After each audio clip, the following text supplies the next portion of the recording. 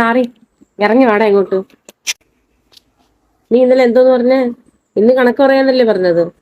പിള്ളേരെ കണ്ട സാധനങ്ങൾ തട്ടിച്ചും വെട്ടിച്ചും മോഷ്ടിച്ച് എടുത്തിട്ട് ഇത് നാക്കെന്ത് ഇറങ്ങിപ്പോയാ? പറയടാ. അതിനെനിക്ക് ഇപ്പൊ സമയമില്ല. സമയത്തിനനുസരിച്ച് ഞാൻ കണക്ക് സോഷ്യൽ മീഡിയ വഴി നിങ്ങളെ അറിയിക്കാം. പിന്നെ കണക്ക് നിങ്ങളെ വീട്ടിൽ ചെന്ന് പറഞ്ഞാൽ മതി. എൻ്റെ അടുത്ത് കണക്ക് പറയണ്ട. സോഷ്യൽ മീഡിയ വഴി ഞാൻ നിങ്ങളുടെ അടുത്ത് ഈ കണക്കിനെ പറ്റി വിവരിക്കുന്നതാണ്. ഞാനും എൻ്റെ കൂടെ വിശ്വസിക്കുന്നവർക്കും കാര്യങ്ങൾ അറിയാം. മനസ്സിലായോ?